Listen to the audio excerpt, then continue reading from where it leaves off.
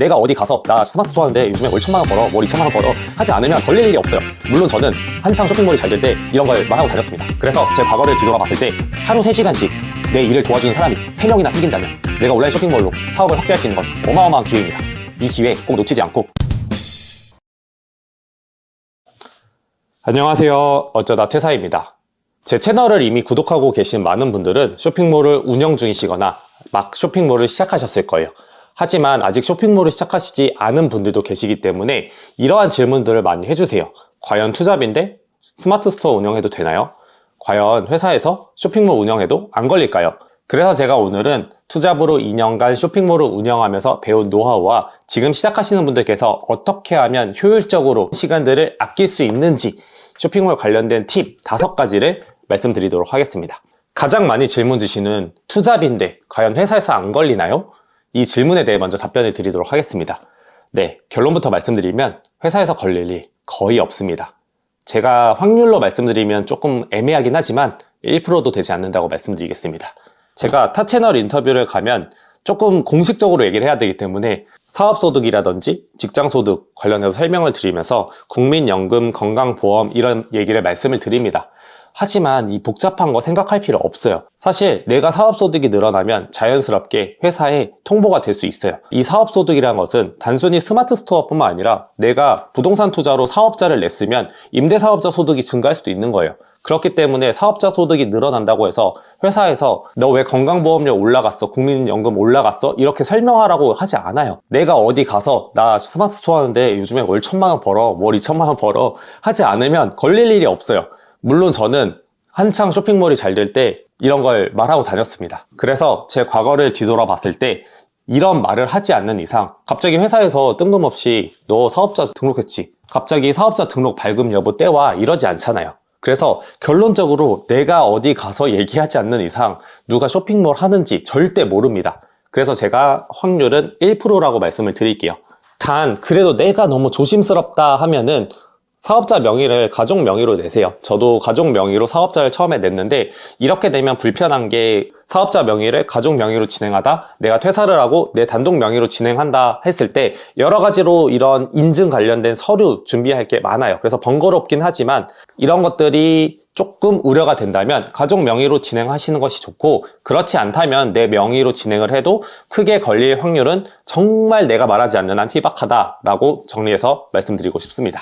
그러면 두 번째로 쇼핑몰 하기로 마음 먹었어. 근데 사업자 등록 어떻게 해야 돼? 라고 질문해 주시면 첫 번째로는 사업자 등록증을 만드셔야 돼요. 이건 정말 간단하게 그냥 홈택스 들어가셔서 사업자 등록 신청 발급하시면 됩니다. 보통 온라인에서 등록하시면 하루에서 이틀 내지 걸릴 수가 있지만 세무서에 바로 가서 발급하시면 당일에 발급이 가능합니다. 그리고 쇼핑몰 창업 같은 경우에는 도소무해업 전자상 거래를 선택해 주시면 되고요. 이 사업자 코드는 525101입니다. 525101 기억해 주세요. 그러면 여기서 많이 질문 주시는 거 언급하고 갈게요. 간이가세자 해야 돼? 간이가세자 하시는 게 좋습니다. 간이가세자를 발급하게 되면 이제 필수 경비율이라는 게 있어요. 즉 쉽게 설명하면 제품을 사입하거나 위탁하거나 이런 증빙 자료가 필요해요. 즉 내가 1,000만 원을 매출을 냈다 그러면 어떤 증빙 자료들이 있어야 되잖아요. 어디서 가져왔고 아니면 어디서 사입을 했고. 하지만 간이가세자로 진행을 하게 되면 이 필수 경비율이라는 게 80% 이상을 인정을 해줘요. 즉 내가 1,000만 원의 매출을 냈으면 어떠한 자료들이 없어도 그냥 너 800만 원 이 비용 인정해 줄게 라고 하는 거예요. 그래서 나는 200만 원에 대한 수익에 세금만 내면 되는 거죠. 그렇기 때문에 내가 처음 시작하는 단계에서 이러한 부분들을 줄이기 위해서는 간이가세자가 좋고요. 만약에 내가 투잡이 아니라 나는 진짜 각 잡고 쇼핑몰에 엄청 투자할 거야. 그래서 비품도 사야 돼. 컴퓨터도 사야 되고 각종 집기도 사야 되고 여러 가지 쓸 비용이 많다 그러면 오히려 나중에는 비용이 수익보다 더 큰 초반 구조가 만들어질 수 있거든요. 이럴 경우에는 개인 사업자를 선택해 주시는 게 좋습니다. 이렇게 되면 내가 나중에 환급을 받을 수 있기 때문이에요. 하지만 대부분은 후자가 아니라 전자이기 때문에 간이가세자 선택하셔도 좋습니다. 그럼 두 번째로 통신판매업 신고 많이 말씀하시죠. 통신판매업 신고는 정부24에서 가능합니다. 그리고 매년 이 통신판매업은 등록세를 납부하셔야 돼요. 납부 방법은 위택스 혹은 이택스에서 가능하고요. 처음 시작할 때는 당연히 매년 해야 되니까 그 해에도 납부를 하셔야겠죠. 비용은 연간 최대 45,000원입니다. 다만 이 조건은 지역별 조금 상이하니까 위텍스나 이텍스에 들어가 보시면 정확한 비용에 대해서 알 수 있어요. 즉 쇼핑몰을 창업한다고 하면 이 사업자 등록과 통신 판매업을 하셔야지 결국에 온라인 쇼핑몰에서 판매를 시작할 수 있는 겁니다. 여기에 추가적으로 내가 쇼핑몰을 한다면 당연히 은행에 방문해서 사업자 통장도 있어야 되고 사업자 신용카드도 있어야겠죠. 그러면 이것들을 가지고 이제 자료를 취합하셔서 바로 쇼핑몰을 시작하시면 됩니다. 그러면 세 번째, 여기서 이 질문을 하십니다. 나 스마트 스토어 개설했는데 쇼핑몰 이름 뭐로 짓지? URL 뭐로 만들지? 그렇게 일주일, 열흘이 지나갑니다. 쇼핑몰 주소, 솔직히 말씀드리면 처음 시작할 때 중요하지 않아요. 저 같은 경우는 지금 사용하는 쇼핑몰 주소랑 쇼핑몰 명이 다르거든요. 그래서 사실은 실행력이 강한 사람들은 대부분 이런 것들을 생각하지 않고 빨리 쇼핑몰 등록하고 일단은 상품을 올리는 데 더 집중을 합니다. 하지만 제가 늘 추천드리는 것처럼 카테고리를 정하고 쇼핑몰에 들어가는 게 좋아요. 왜냐하면 종합몰의 쇼핑몰은 사실 장기적으로 마케팅을 하기가 쉽지가 않아요. 예를 들어서 제가 이 마이크, 그리고 옷, 그리고 핸드크림을 종합몰에 판다고 할게요. 그러면 저는 이 마이크에 대한 광고비, 핸드크림의 광고비, 옷의 광고비 각각의 지불할 수밖에 없어요. 그렇게 되면 제품의 각자의 광고 비용에 빠져나가는 꼴이 되는 거예요. 그렇지만 제가 마이크, 핸드폰, 거치대 이렇게 판다고 할게요. 그러면 저는 디지털 가전류를 판매하는 스토어를 만들 수 있고 여기서 부대 상품들을 같이 껴서 광고를 돌릴 수 있어요. 만약에 마이크를 사려고 들어온 사람들한테 핸드폰이나 거치대를 보여줄 수 있는 거죠. 그리고 추가적으로 인스타나 블로그나 이런 마케팅 채널들을 개설해서 이런 제품 소개에 대한 피드를 쌓아가면서 결국에는 사람들이 이 채널을 구독하게 되고 이 채널을 팔로우하게 되고 이 블로그를 이웃 추가를 하게 되고 이런 요소들을 계속해서 만들어 나가기 때문에 장기적으로는 광고비가 줄어드는 효과가 발생합니다. 이런 측면에서 저는 종합몰보다는 전문몰을 추천을 드립니다.